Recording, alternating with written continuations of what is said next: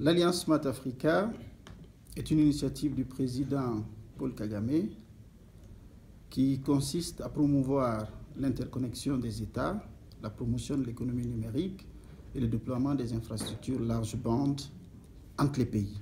La Guinée a adhéré à cette alliance en tant qu'11e État membre, ce qui fait de notre président de la République le 11e chef d'État membre du conseil d'administration et fait du ministre en charge de l'économie numérique membre du comité de pilotage. L'objectif visé par Smart Africa, comme je le disais, est de promouvoir un marché dynamique, connecté au niveau du continent africain.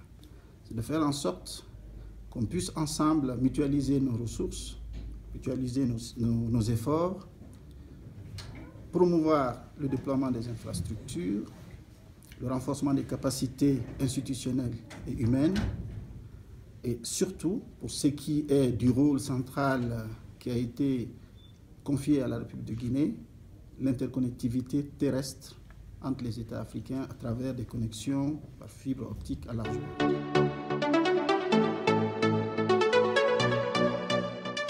Nous allons premièrement voir le niveau de mise en œuvre des dernières recommandations issues des réunions du comité de pilotage et du conseil d'administration de Kigali, à savoir la suppression des charges liées au roaming entre les États africains, l'interconnexion des pays et la prise en compte des besoins spécifiques des pays continentaux tels que le Mali, le Burkina, le Niger, qui n'ont malheureusement pas accès à la mer, donc qui n'ont pas directement accès aux infrastructures large bande par fibre optique. Nous allons également voir dans quelle mesure nous allons promouvoir les bourses d'excellence à l'échelle africaine, parce que si les investissements sont de plus en plus drainés vers le continent à travers l'écosystème des TIC, mais il y a une problématique majeure qui est celle relative aux ressources humaines. Donc, nous avons créé au sein de l'Alliance Smart Africa une composante essentielle qui est confiée à la République du Burkina pour qu'il y ait des bourses africaines qui seront octroyées à des jeunes Africains afin qu'ils soient spécialisés dans le domaine des technologies de l'information et de l'économie numérique.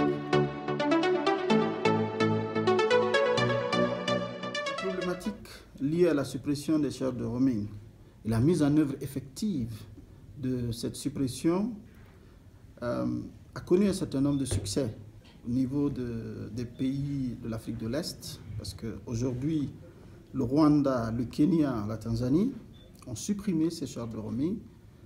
Ça a permis de multiplier par 8 le trafic international entre ces pays.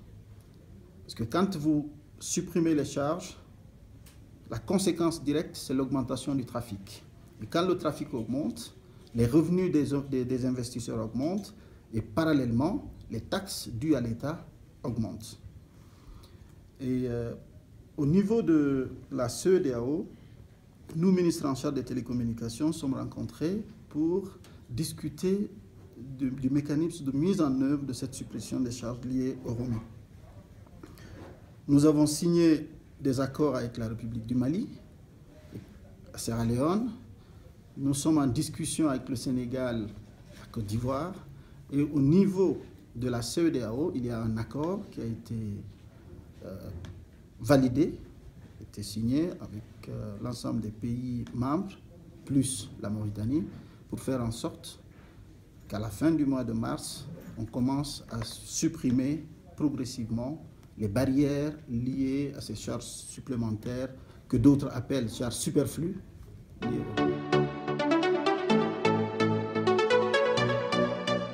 savez, quand le président de la République devient le président de l'Union, c'est déjà, si vous voulez, un grand symbole pour notre pays. C'est aussi une charge pour notre pays. Parce que présider une organisation comme l'Union africaine, c'est au-delà du simple fait d'être président, c'est apporter son expérience, son soutien à la promotion de l'économie continentale, à la promotion de l'intégration régionale, à la promotion de la résolution, des conflits qui malheureusement existent dans les pays et parfois entre certains pays. Et au niveau ministériel, c'est une charge parce qu'il appartient pendant cette année à la Guinée, à travers ses différents départements ministériels, de présider toutes les réunions, de veiller à faire en sorte de pousser l'agenda africain, agenda qui se décline sur des aspects économiques, des aspects sociaux, des aspects sécuritaires. Et pour ce qui est du département en charge des télécommunications et de l'économie numérique, si vous regardez la position géographique de la Guinée, nous sommes le seul pays ouest-africain qui a 6 pays limitrophes. Le seul. Donc, c'est le centre de la CEDEAO. Développer les infrastructures internationales, promouvoir l'interconnectivité sous-régionale, c'est participer directement à ramener, à intégrer les économies et à promouvoir la coopération entre ces pays. Au-delà de la CEDEAO, parce qu'on va cette fois-ci au-delà de la CEDEAO, c'est faire en sorte que toutes les initiatives qui ont marché au niveau d'une communauté économique régionale puissent être dupliquées en tenant compte des spécificités des autres CER. Donc, nous sommes dans un secteur très dynamique, très compétitif, où les choses vont très rapidement, fort heureusement.